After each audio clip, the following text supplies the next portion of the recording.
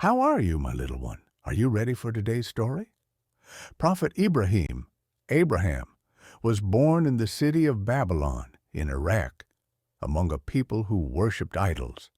His father used to carve and sell these idols for people to worship. Ibrahim was puzzled. How could these stones, made by human hands, have any power or greatness? He began to question their worth and wonder about the true Creator who deserved worship. One day, Ibrahim sat thinking deeply about God.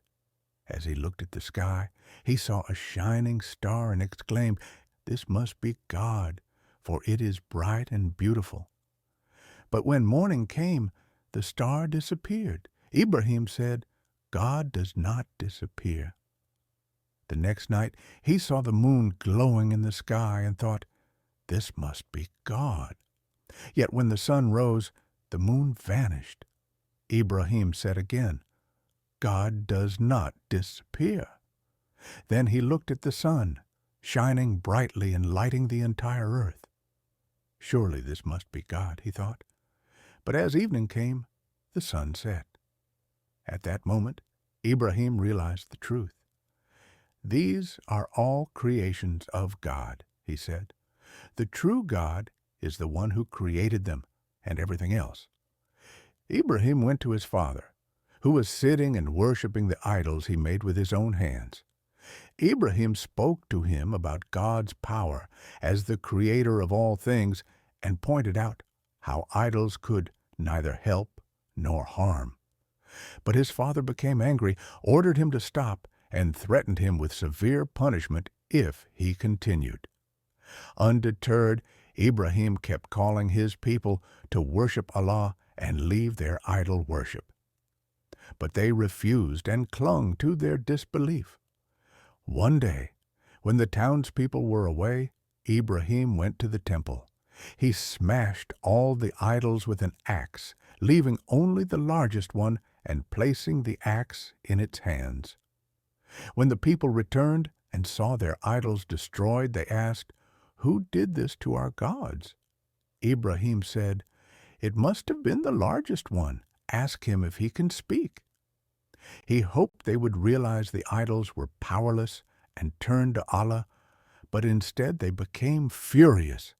They decided to punish Ibrahim by burning him alive. The people dug a massive pit, filled it with wood and fuel, and set it ablaze.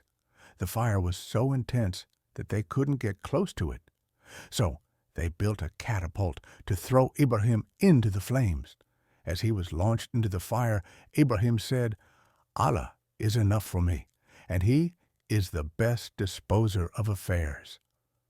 Allah commanded the fire, "Be cool and peaceful for Ibrahim," and he emerged unharmed, leaving everyone astonished.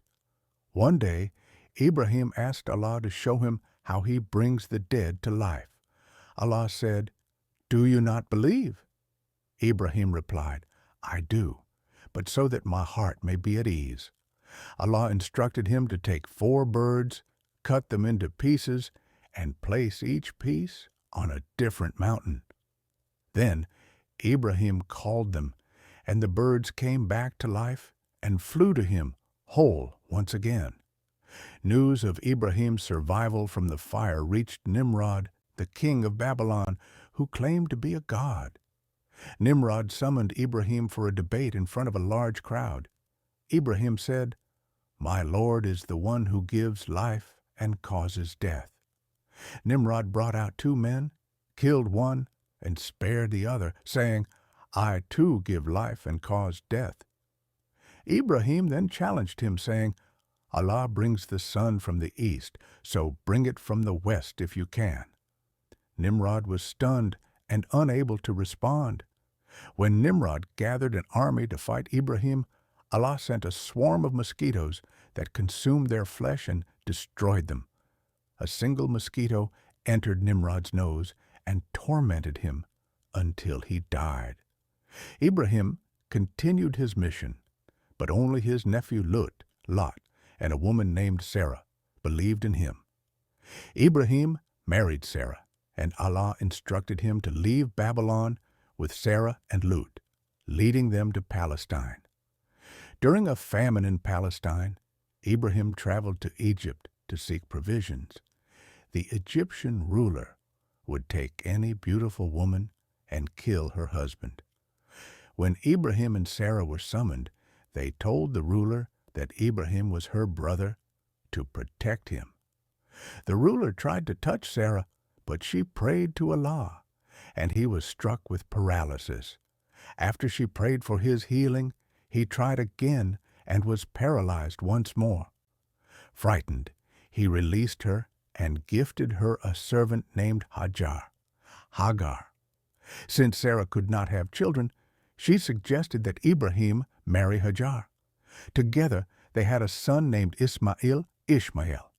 However, Sarah became jealous and asked Ibrahim to take Hagar and Ismael away.